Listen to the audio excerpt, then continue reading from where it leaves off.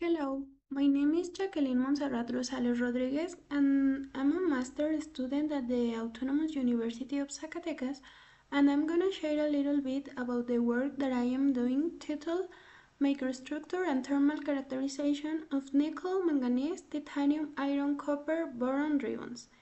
This work is based on the study of shape memory alloys, specifically nickel, manganese, and titanium alloys, which are a promising option for investigating elastocaloric and magnetocaloric effects.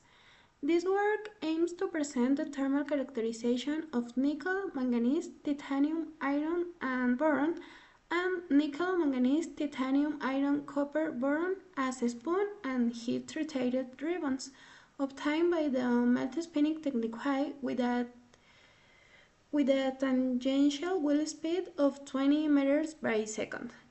The characteristic temperatures of the martensitic transformation were determined using the tangent method on the differential scanning calorimetry curves.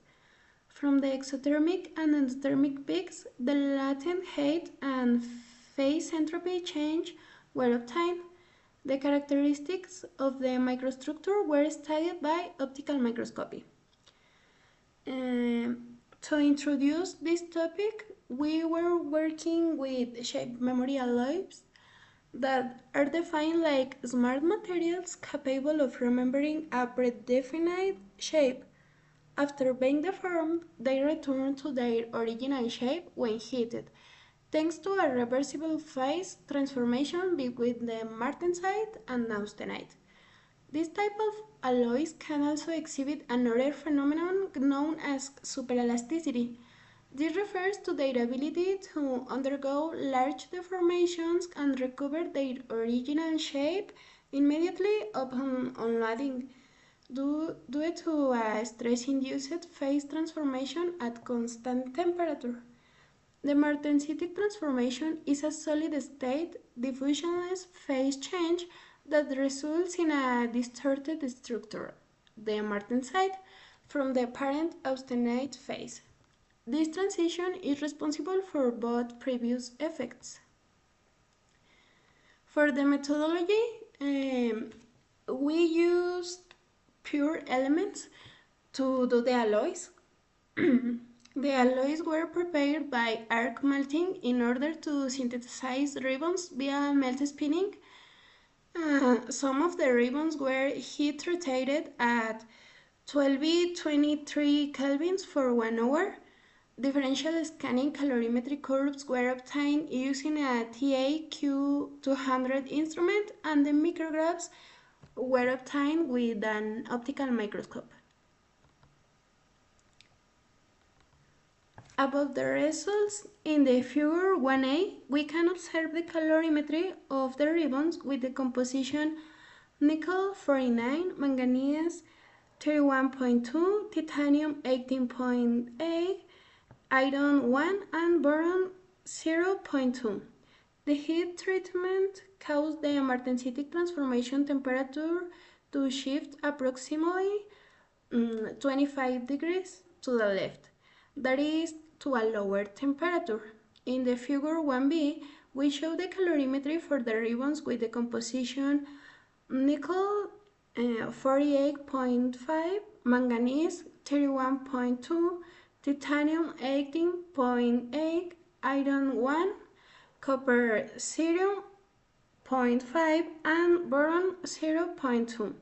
Similar to the previous case, the martensitic transformation moved to a lower temperature and the curve did not improve significantly, which it is not very convenient for practical purpose in measuring the elastocaloric effect or maybe the application in solid-state refrigeration. It is not beneficial to have the transformation at such a low temperature. For this reason, the decision was made to work with the metallic ribbons without any heat treatment, or with the ribbons as spoon.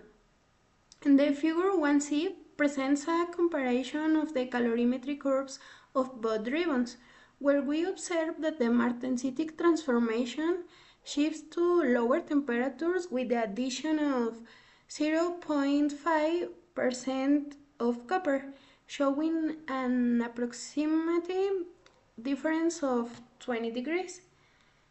The martensitic transformation temperature in the ribbons that without copper is approximately 275 kelvins, while the martensitic transformation temperature for the ribbons with copper is lower.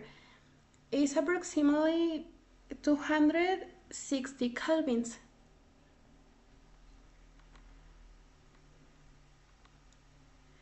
From the calorimetric curves, it is possible to obtain characteristic temperatures of the martensitic transformation, which are summarized in the table 1. Among the most relevant information derived from these calorimetries are the start and finish temperatures of the martensitic and austenitic transformations, as well as the changes in enthalpy and entropy during the phase transformation and the thermal hysteresis between them.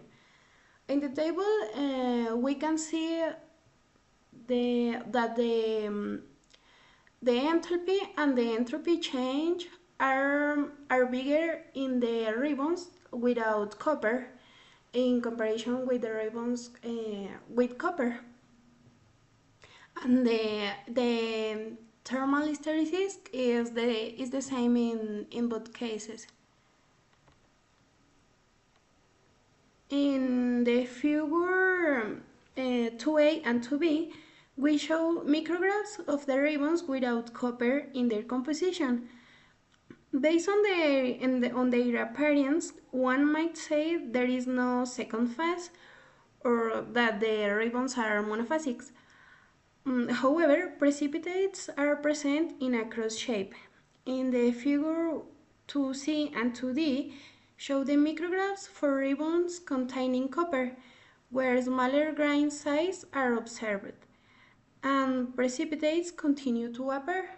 We don't know the composition of the precipitates, but it is possible to know if we use another technique way like STEM, but in this case,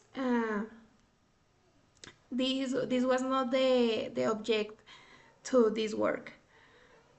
In conclusion, the ribbons exhibit a martensitic transformation below room temperature. The addition of copper to the ribbon results in a decrease in the martensitic transformation temperature, shifting it to lower values. However, the nickel, manganese, titanium, iron, copper, boron ribbons remain a promising candidate for studying the elastocaloric effect. The authors would like to acknowledge the necessity for the financial support via master scholarship for me, the EPM postdoc fellowship, and the different frontier science projects. We would also like to acknowledge the IPCID and the Instituto de Investigaciones en Materiales at the UNAM for providing access to their facilities. That's all for me, and thank you.